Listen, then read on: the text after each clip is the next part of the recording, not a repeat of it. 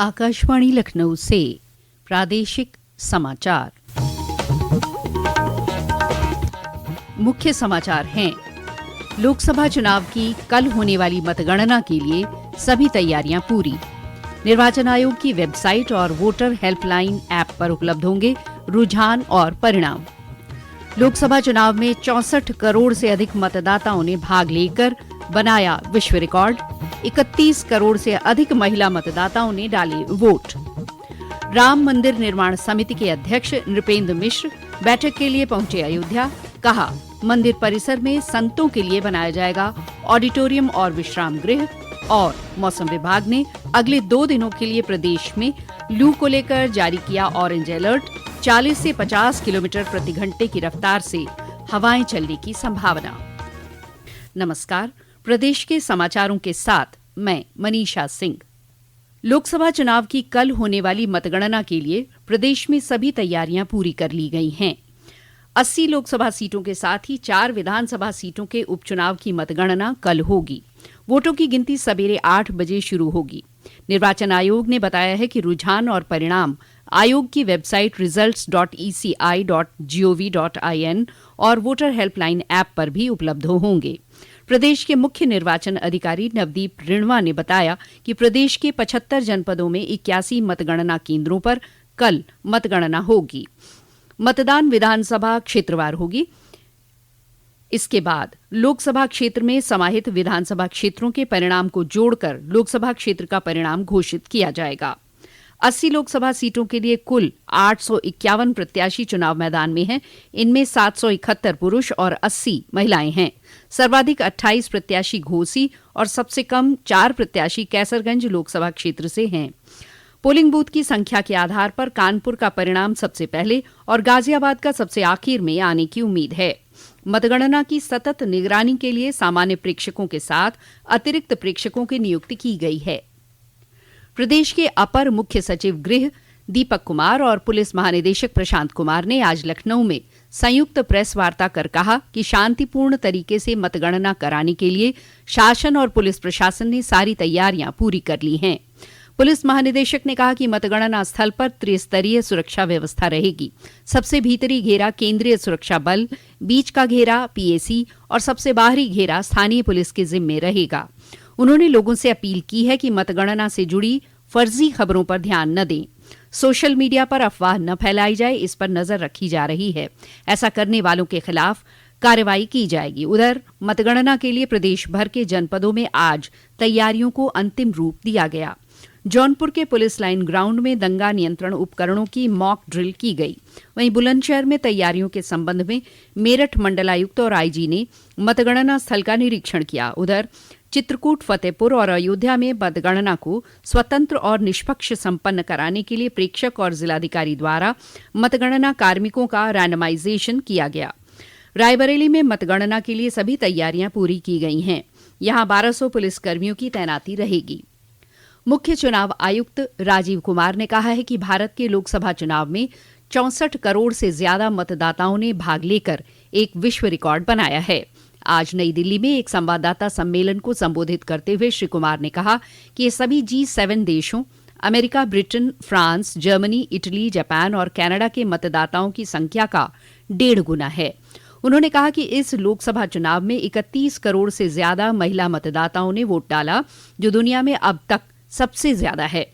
उन्होंने ये भी कहा कि 2019 के आम चुनाव में 540 पुनर्मतदान के विपरीत इस चुनाव में केवल 39 पुनर्मतदान हुए। मुख्य निर्वाचन आयुक्त ने कहा कि इस लोकसभा चुनाव में हिंसा की कोई बड़ी घटना नहीं हुई। उन्होंने कहा कि 2019 में 3500 करोड़ रुपए की तुलना में 10,000 करोड़ रुपए की ही जब्त किए गए, जिसमें नकदी, मुफ्त ड्रग्स और शराब शामिल है। इस आम चुनाव के दौरान आदर्श आचार संहिता के उल्लंघन की 495 शिकायतों में से 90% से अधिक का निपटारा किया गया। मुख्य निर्वाचन आयुक्त ने मजबूत मतगणना प्रक्रिया से संबंधित विवरणों पर प्रकाश डालते हुए कहा कि मतगणना केंद्रों पर केंद्रीय सशस्त्र पुलिस बलों की 3 स्तरीय सुरक्षा लगाई गई है। प्रत्येक मतगणना टेबल पर माइक्रो पर्यवेक्षकों के साथ साथ मतगणना केंद्रों पर 24 घंटे सीसीटीवी कवरेज की जाएगी।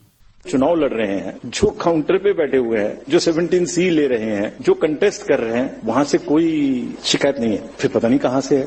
सब पारदर्शिता से काम होगा और हमने ये भी कहा है उनको, अगर फिर भी कोई गलत तरीके से किसी भी गलत मंशा से उपद्रव करना चाहता है तो उसको बहुत सख्ती से निपटें, ये उनका काम है। सबको फैसिलिटेट करें, maximum facilitation that all counting agents, all candidates must enter the hall, must be able to see everything in front of their eyes. Shri Kumar ने कहा कि विपक्षी दल के प्रतिनिधिमंडल द्वारा आयोग के समक्ष उठाए गए सभी मुद्दों का समाधान कर लिया गया है। केंद्रीय गृह मंत्री अमित शाह द्वारा चुनाव अधिकारियों को बुलाने के कांग्रेस नेता जयराम रमेश के आरोप पर उन्होंने कहा कि अफवाह फैलाना सही नहीं है। समाजवादी पार्टी के राष्ट्रीय अध्यक्ष अखिलेश यादव ने आज लखनऊ में प्रेस वार्ता कर दावा किया कि इस लोकसभा चुनाव में इंडिया ब्लॉक की जीत होगी। उन्होंने कहा कि इस चुनाव को जनता ने खुद लड़ा है, जनता भाजपा के खिलाफ आंदोलित है। इस लोकसभा चुनाव में इंडिया ब्लॉक की जीत देश की जनता की जीत होगी। उन्होंने आरोप लगाया कि भाजपा ने चुनावी बॉन्ड से भ्रष्टाचार किया है। भाजपा ने पूंजीपतियों का कर्ज माफ किया, लेकिन किसानों का कर्ज माफ नहीं किया। विकास के झूठे आंकड़े देकर जनता को ठगा है। अब लेते हैं एक ब्रेक। 4 जून मतगणना के दिन नतीजों के पल पल का अपडेट सुनिए लगातार आकाशवाणी लखनऊ लाइव ऐप और 747 AM पर, जहां राजनीतिक विशेषज्ञों के साथ हम करेंगे नतीजों का सबसे सटीक विश्लेषण। ताज़ा खबरों के लिए फॉलो करें हमारे YouTube channel news on AIR Lucknow और Twitter handle AIR news Lucknow को। प्रादेशिक समाचारों के इस बुलेटिन में आपका फिर से स्वागत है। राम मंदिर निर्माण समिति के अध्यक्ष नृपेंद्र मिश्र ने कहा है कि मंदिर के द्वितीय तल पर बनने वाले राम दरबार में राम दरबार मूर्ति संगमरमर की होगी। समिति की बैठक में शामिल होने अयोध्या पहुंचे श्री मिश्र ने बताया कि परिसर में बन रहे सप्त मंदिर का निर्माण अक्टूबर तक पूरा हो जाएगा। उन्होंने बताया कि परिसर में एक म्यूजियम बनाया जा रहा है, जहां रामायण कालीन वस्तुएं रखी जाएंगी। इसके अलावा परिसर में ऑडिटोरियम का निर्माण भी होगा। इसका काम जुलाई के पहले सप्ताह में शुरू हो जाएगा। मंदिर निर्माण समीक्षा की जाती है क्योंकि एक लक्ष्य है कि दिसंबर 2024 तक मंदिर पूर्ण होना है। महत्वपूर्ण विषय था, वह था ऑडिटोरियम बनाने का। जुलाई के प्रथम सप्ताह में आधारशिला उसकी डाल दी जाएगी और उसे भी लगभग 12 महीने में पूर्ण कर लिया जाएगा। ऑडिटोरियम का यहाँ पर महत्व इसलिए भी है कि बहुत सारे जो कार्यक्रम हैं भगवान रामलला से संबंधित, वो ऑडिटोरियम में ही होंगे और वहीं पर जो साधु संतों के लिए गेस्ट हाउस का भी निर्माण किया जाएगा।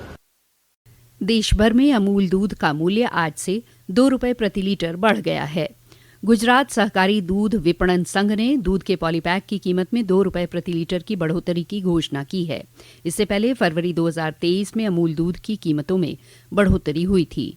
नई बढ़ोतरी से आधा लीटर अमूल भैंस का दूध 36 रुपये, आधा लीटर अमूल गोल्ड दूध 33 रुपये और आधा लीटर अमूल शक्ति दूध 30 रुपये का हो जाएगा। प्रदेश में लू और तेज गर्मी का सिलसिला जारी है।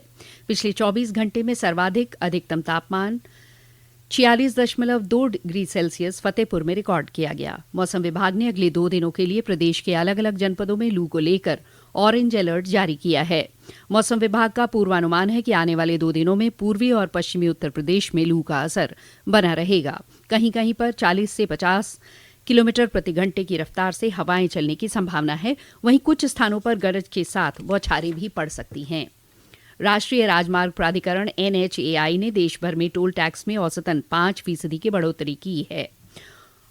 और अंत में प्रमुख समाचार एक बार फिर। लोकसभा चुनाव की कल होने वाली मतगणना के लिए सभी तैयारियां पूरी। निर्वाचन आयोग की वेबसाइट और वोटर हेल्पलाइन ऐप पर उपलब्ध होंगे रुझान और परिणाम। लोकसभा चुनाव में 64 करोड़ से अधिक मतदाताओं ने भाग लेकर बनाया विश्व रिकॉर्ड। 31 करोड़ से अधिक महिला मतदाताओं ने डाले वोट। राम मंदिर निर्माण समिति के अध्यक्ष नृपेंद्र मिश्र बैठक के लिए पहुंचे अयोध्या। कहा, मंदिर परिसर में संतों के लिए बनाया जाएगा ऑडिटोरियम और विश्राम गृह। और मौसम विभाग ने अगले 2 दिनों के लिए प्रदेश में लू को लेकर जारी किया ऑरेंज अलर्ट। 40 से 50 किलोमीटर प्रति घंटे की रफ्तार से हवाएं चलने की संभावना। इसी के साथ प्रादेशिक समाचारों का ये बुलेटिन समाप्त हुआ। नमस्कार।